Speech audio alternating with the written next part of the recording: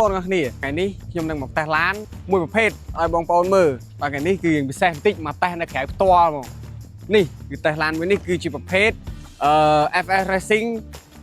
Racing Team បាទគឺវាលឿនវាលបឿនបើនិយាយពីលបឿនវាលឿនសំខាន់វាវើកង់4ថែមទៀតបាទចាំមើលតិចទៀតខ្ញុំនឹងតេស្តលបឿនឲ្យបងប្អូនមើលហើយនេះសម្រាប់ជើងក្រោមវាដែកសុតទាំងបូមក៏ទុនកលេក៏ដែកដែរបាទហើយតិចទៀតខ្ញុំនឹងមកតេស្តសាកលបឿនឲ្យបងប្អូនមើលថាលបឿនវាលឿនប៉ុណ្ណា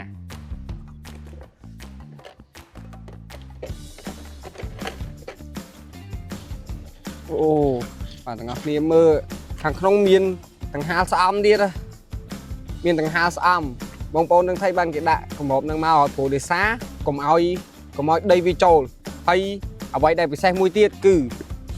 បងប្អូនមើលសបកកង់អញ្ចឹងប្រភេទសបកកង់ហ្នឹងគឺអាចរត់លើទឹកបានព្រោះដោយសារវាលឿនហើយសបកកង់នេះគឺប្រភេទសបកកង់រត់លើទឹកមកបងប្អូនមើលដឹងសបកកង់ប្រភេទកាឡាសបកកង់ដឹងបងប្អូនអ្នកដែលលេងឡានលបឿនលឿនបងប្អូនប្រហែលជាស្គាល់ហើយតោះតែតិចទៀត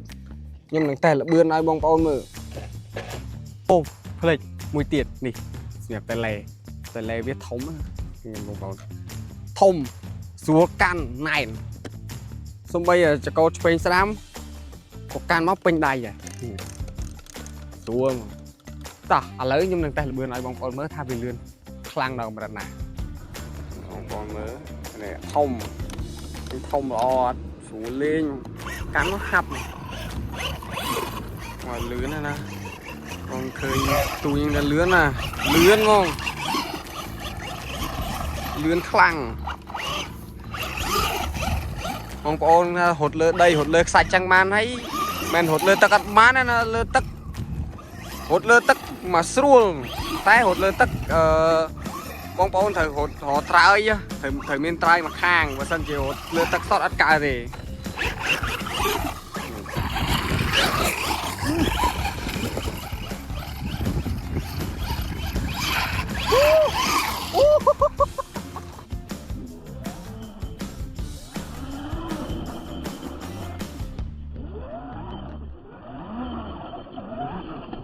តើបងប្អូនឥឡូវចាំមើល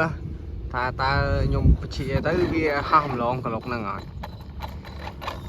ចាំមើល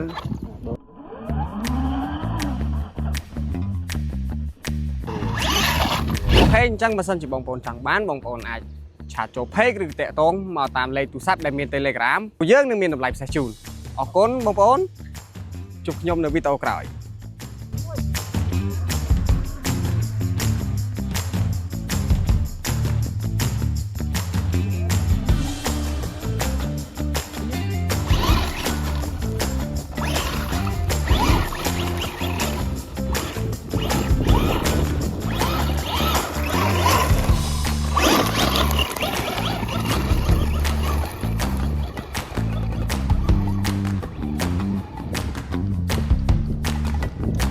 Okay.